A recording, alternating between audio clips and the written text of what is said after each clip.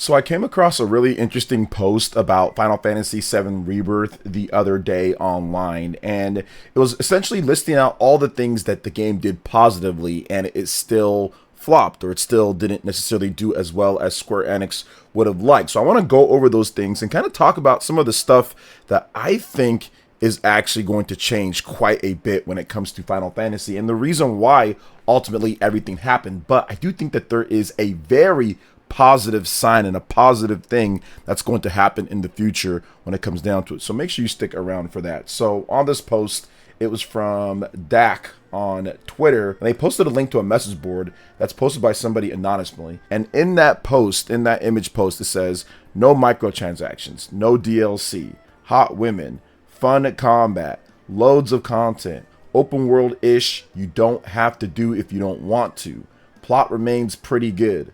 Great soundtrack, just a lot of love put into it, and it flopped. What do gamers even want nowadays? Do people just want to play garbage? This is a very, very interesting and loaded post that's dynamic when it comes to Final Fantasy fans and players and everything. Now, I'm old school Final Fantasy.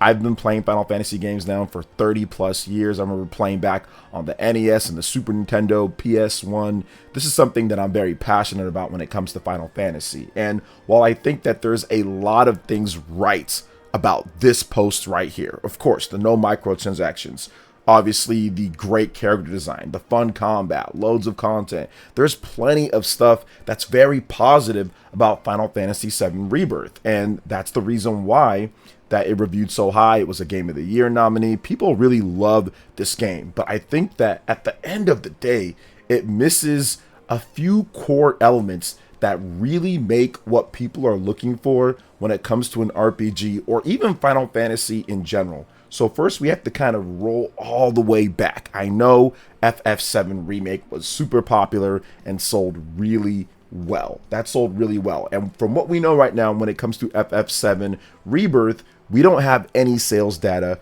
from Square Enix. They have not detailed the sales numbers. We just don't know. It did okay on some charts starting out, but if you compare it to previous Final Fantasy games when it comes to the Famitsu sales and all that, it's just not up to snuff. It's just not up there compared to like Final Fantasy 16 or Final Fantasy 7 Remake, the original, or a lot of the other Final Fantasy games. So we do know that part of that was probably due to the PS5 necessarily not being as popular as some of the past PlayStation systems or systems that we've seen with Final Fantasy launching multi-platform, like Final Fantasy 13, for example. So I think that that's part of it. I think the big issue here that we're looking at is that a lot of old school Final Fantasy fans, this is something that I've spoke with many people overall, and that's not necessarily definitive evidence of what I'm saying, but I think that I've heard it enough and I've seen it enough to where it should at least be brought up.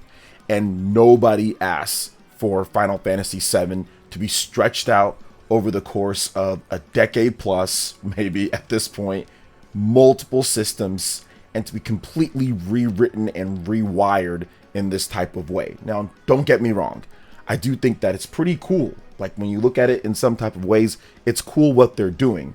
But from what I remember, and this is something that I distinctly have in my mind, from the Final Fantasy VII tech demo that was shown off on the PlayStation 3 a decade plus ago, everyone was really just wanting the original Final Fantasy VII remade in that story, all within each other, a complete game on a Blu-ray.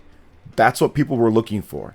I'm not sure people were looking for, when it comes to this game, to be rewritten with the story and completely taken in different swerves and directions, to be stretched out over multiple different games, to be stretched out over multiple platforms, and to just be taken in this direction. It seems excessive overall, and I think that's really the disconnect here. I spoke with my brother on this one, and this is a story that I've told before. When he found out about Final Fantasy VII Remake, he was very excited. But then when he found out that it was going to be stretched over multiple games, and it was kind of redoing different things in terms of the story and kind of changing some stuff up, he immediately got disinterested in the game and said, okay, well, I'll just play it when it's done, or when they finally finish all of it, so I don't have to be sitting here waiting in anticipation for the next part or for the next thing. And I think that that sentiment is pretty much crystallizes kind of like what happened. Because if you look at Final Fantasy VII Remake, I think there are probably some people that played that thinking I'm getting the full experience, I'm getting the full game, and it's just going to be a complete retelling of everything that happened. And then when they played it, they're like, wait a minute, that's not exactly what I thought, and there's going to be more. Like, I'm out. And I think that's what happened from Final Fantasy VII Remake to Final Fantasy VII Rebirth. It also didn't help that the game Final Fantasy VII Remake was on the PlayStation 4, which had 100 million plus install base at the time that it released in 2020, compared to the PlayStation 5 when Final Fantasy VII Rebirth released in 2024. The install base of the PS5 just wasn't there, and they didn't do PC at launch and everything, so you have a lot less people to even sell the game to. So you combine that with people saying, wait a minute, this is not what I signed up for, with there being less of an install base. I think that's what happened when it comes to the significant drop. And the reason why Square Enix has not actually announced the sales numbers for Final Fantasy VII Rebirth is because there was just a significant drop off from what we saw from Remake. And that doesn't mean that the game sold absolutely nothing. I still think it sold at least a minimum of 2 million units at this point, and maybe even sold more. I'm not sure with the PC release and all of that. But I think that they made an error in terms of judging what people actually wanted, what the fans, especially old school fans of Final Fantasy, actually wanted. Now, if you're a new fan or if you're someone new to the table, I think that Square Enix was kind of banking on people playing that and saying, okay, well, they'll get into Final Fantasy because of this, and it can be a new journey for a lot of these new players. But I just don't think it hit like that, and people just didn't necessarily want to do it. It did not resonate with a ton of RPG fans to just sit there and say, okay, I'm going to play this ongoing saga across multiple different platforms. So I think that's what happened with it. It's not due to the quality of the game. The quality of the game is great. I think that the quality is there for those who are looking for that.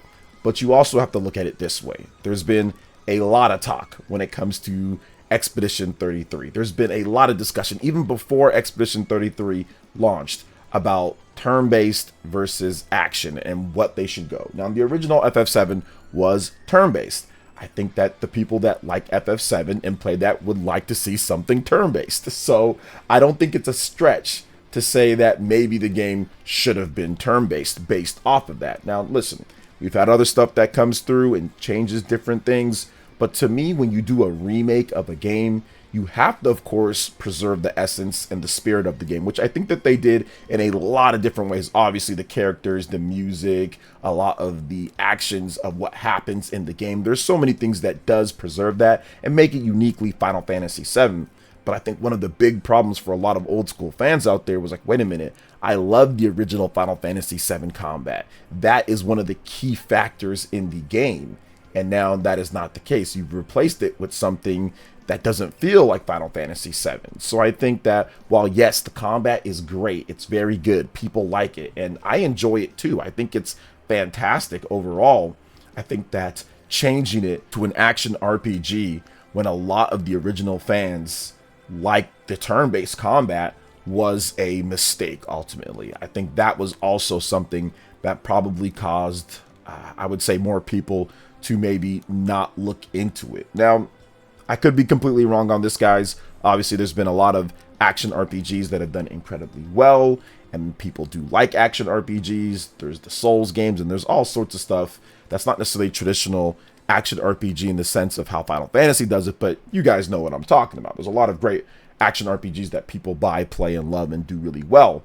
I'm just not sure that was the right call for something that was a retro franchise from the PS1 that was turn-based. So clearly Final Fantasy VII Remake Part 3 isn't going to all of a sudden flip to turn-based combat. I don't think that's going to happen. There was a recent meeting between the Expedition 33 team over at Samfall and Square Enix, and apparently they exchanged ideas and brainstormed and talked about different things. So I do think that there's something there, not with this upcoming game, but maybe with the next game. And I feel that Final Fantasy can kind of get back on track this way. And I feel that this is kind of like the big part that I wanted to talk about, because this is not a doom and gloom for Final Fantasy. I think that Final Fantasy is going to be around for many, many, many, many more years and be successful. They just have to make sure that they kind of target the right audience, and they have to do the right things going forward. So I personally feel having a hybrid system, Metaphor ReFantazio, or a turn-based system, Expedition 33, I think for the next game is probably the right call. If you ever do another massive remake, don't split it up to multiple games that take 5-6 years to make in between and stretch it across multiple generations. That's probably not a good idea. So just, if you're going to do a remake, preserve the game, preserve the combat, preserve the feel, and go forward with that. I think maybe Square Enix thought that Final Fantasy VII sold like 40 million copies and people would just buy it no matter what, and it never did that well. It was never that popular. Now, yes, it was well known and people loved it and everything, but it wasn't like the game was selling like, I don't know, like Animal Crossing New Horizons or something like that. It wasn't like you can just kind of say, okay, this is so popular, we can do this and fans will just buy it no matter what, right? That's kind of what I'm getting at here. So I think that going forward, I don't think Square Enix is ever going to make that mistake again when it comes to preserving a game and bringing it back, or a remake or a remaster and all of that. So going forward, I think that they are going to go back to turn-based, or at least a hybrid system that really captures the essence of what the great games did in the past. And I think that if you look at what they're doing and you look at their multi-platform strategy, that has to be a key. The dynamics of PlayStation and Japan and RPGs have changed. At one point, it was the Super Nintendo that was known for that. But then it went to the PS1 and the PS2.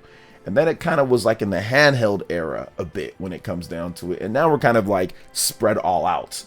But the Nintendo Switch 1 and now with the Nintendo Switch 2 has a huge chunk of where you would expect Final Fantasy to do well, and that's Japan.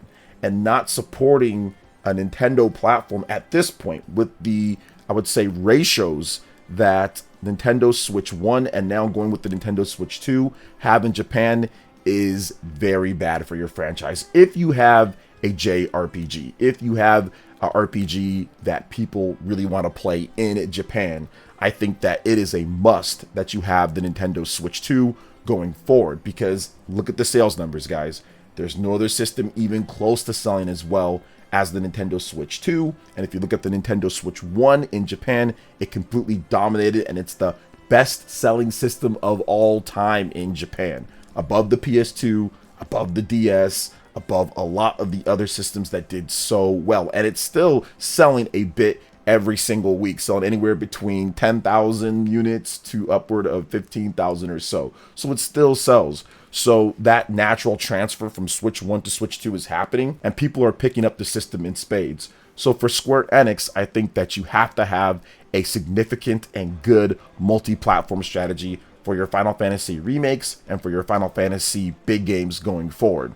I still feel PlayStation's going to be right there and probably going to be a place where many want to play, but I do think that having Nintendo Switch 2, having PC, having Xbox, whatever the case that you want to do for multi-platform is going to be very important. But specifically with Final Fantasy and how popular the series is in Japan, having it on the Nintendo Switch 2 is going to be something that I think that you have to do. We've seen a lot of AA publishers now pretty much move over to say, hey, look, we have to include our RPGs when it comes to the Nintendo Switch 1, and now probably with the Nintendo Switch 2 as one of the priorities. Falcom, they completely changed their tune overall. They saw the industry shifts with the sales and changed their tune. So I do think that that is going to happen with Final Fantasy and Square Enix. And I think that if you combine that with what I just said when it comes to bringing it to obviously a lot of Japanese fans, Nintendo Switch 2, and multi-platform release for a worldwide PC, I think is incredibly important, because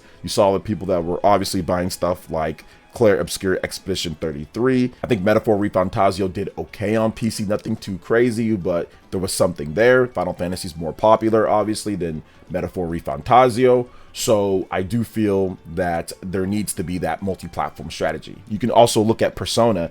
Once that did go multi-platform, a lot more sales did come in as well, especially with the Nintendo Switch 1 and PC to a side degree as well.